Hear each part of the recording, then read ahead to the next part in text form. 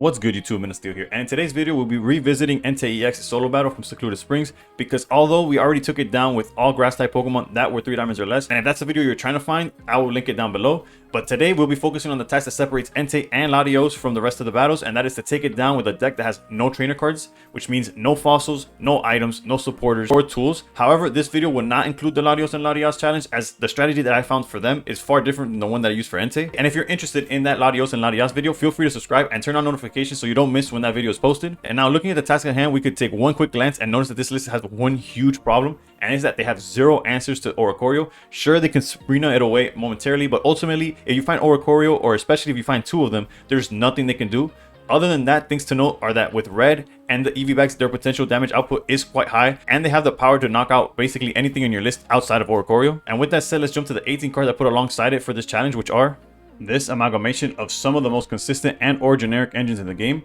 For this list, we are playing dual energy, Psychic and Lightning. There is a world where you could cut Psychic altogether and swap Espeon for some variant of Jolteon. However, I felt that the Jolteons we have in-game just don't have enough health to be viable for this challenge. While Espeon can not only wall with its healing ability, but if you run into 2 Psychic energies, its 80 damage is no joke. With that said, we are playing the core of an Espeon strategy, with the more important part being the deck thinning that comes with both Eevee's, Find a Friend, and Sylveon's Happy Ribbon, helping us find the auto win in Oricorio, or simply the pieces for the Magnezone line, for example. Regardless of what it finds, having such strong effects on our Pokemon is what starts to make up for the lack of trainers in the deck as a whole. Basically, the thought process that came alongside putting this together is Magneton and Giratina both produce their own energy, Eevee and Sylveon make the deck more consistent, Oricorio completely walls the opponent, and Arceus is just a finisher that requires any energy, making it an easy include. And that about does it for me. If y'all have any questions or suggestions about the deck or the challenge, feel free to comment down below and I'll respond as soon as I see it. As always, thank you for watching. Consider sticking around for the games, as I show that the list can take Entei down with or without Oricorio, and above all else, stay pro. Excuse me. I'm going first. And this is basically a game. But I guess for the sake of example, I guess we gotta go through the motions.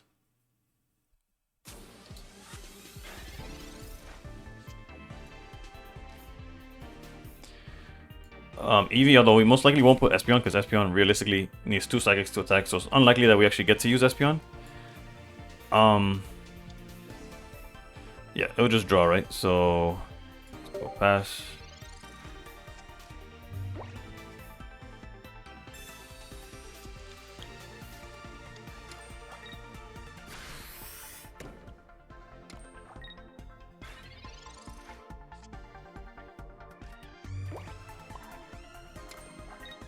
Okay, nothing there yet, and then we'll go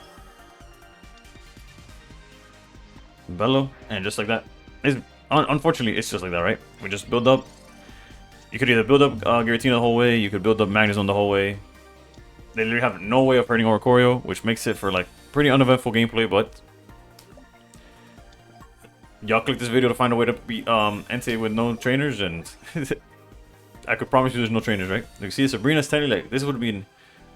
You see here, technically they get to get rid of either Magnemite or Eevee, depending on which one we give them. If we give them any at all. I think it's safer than giving them Giratina though, so we'll go there. We actually lose a point here, funny enough. Or not. Okay, never mind. A hit. That's as close as they're gonna get to actually like taking a point, really. Let's go here. Retreat back to Ori. Bellow. Yeah, unfortunately it is what it is. Hopefully in the next example, I guess in a bad way, we don't see Oricorio, so we get to see like the deck trying to win regardless. But literally they can't do anything here. I think that's oversight, like a huge oversight by the creators. Like, why put a deck that has no answer to Ori to beat a deck with like no trainers when there's like a clear answer?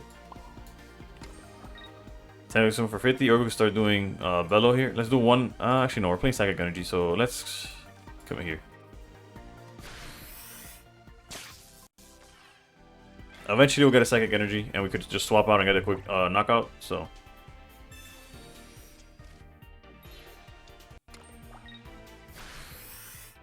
yes, unfortunate, but it is what it is.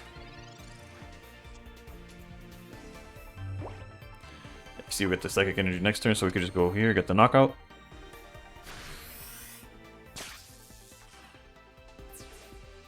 They didn't even give him like the EV. Actually, EVX wouldn't work either. Like an EV that attacks or like the one with the countless. No, they gave him the Final Friend EV, so they can't even do nothing with that either. It is what it is, though. I guess I don't know.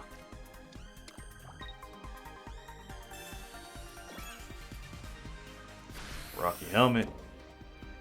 That's like the only way they could damage Oricorio. So now Giratina's ready as well.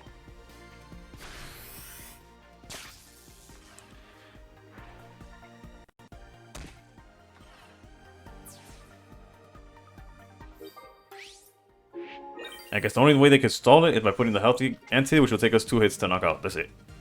And the game's over.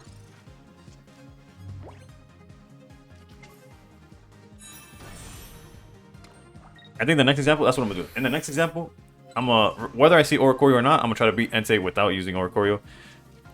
Just to show that the deck is built, not just like on, oh, if you get Oricorio, you're lucky. Like, you could win regardless, right? That's the idea I want to present, basically. Go here, zap, and then next turn, actually no, they'll probably back out into Flareon, my bad. I was like, oh, then they're cooked, but they got one more stall tactic in there.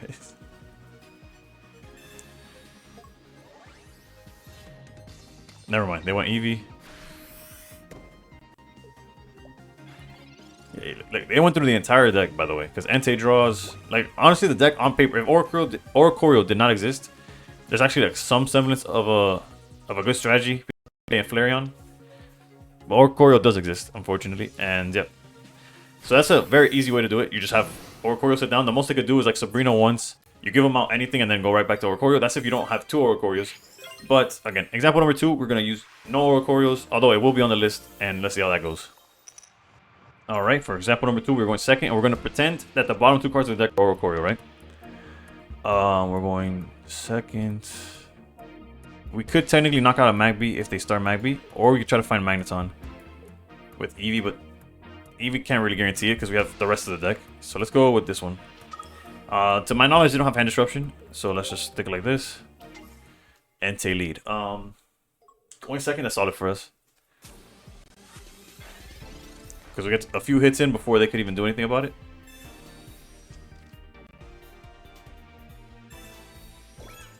Not ideal with the helmet, but not much that we could do about it either. Let's go. Right, another Eevee. Go Magnemite. They do play Sabrina, but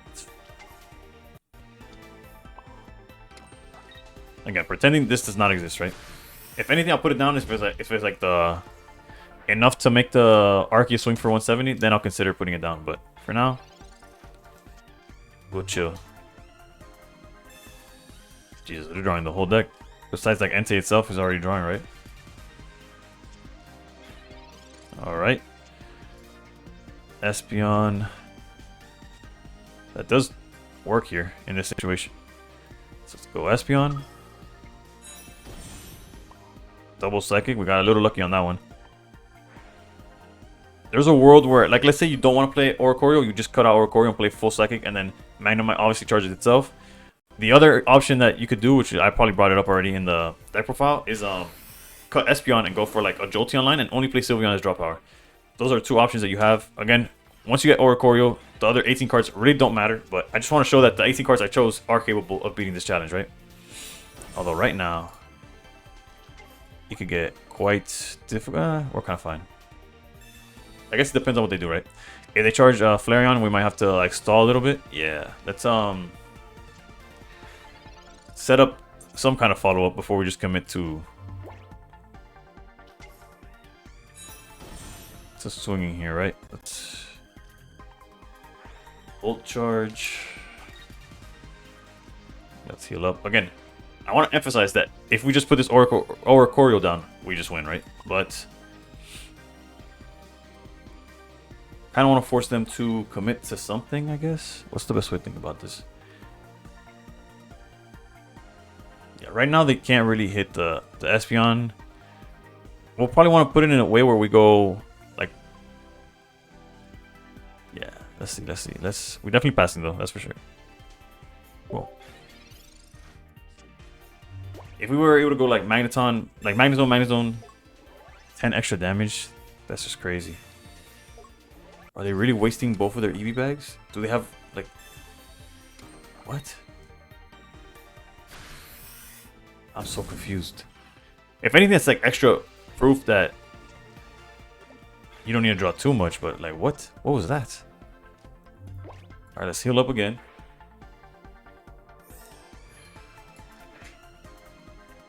Let's draw 2, I guess.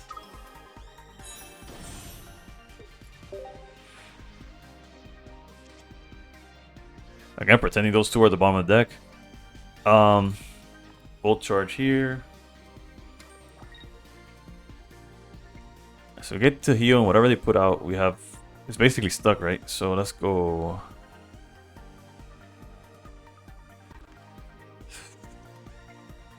I feel like I'm overthinking it, I'm gonna be honest. But we'll do what we can. Now we could easily knock this out because nothing that in their bench could attack this next turn, so... It's just so odd the way they play, right? Like, it's like... I get that's AI, right? Can't be perfect, but like... Some of these plays are like... brutal, bro. And they already wasted their EV backs for some reason, so there's no way they could hit to 140. So like, Sylveon's safe, Arceus is safe. Actually, wait, never. I take that back. They do play red, so technically not fully safe, but you know what I'm saying.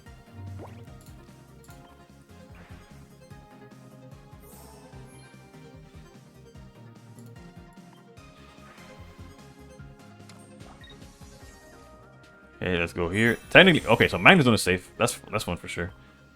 Let's go here. Charge up the Arceus here.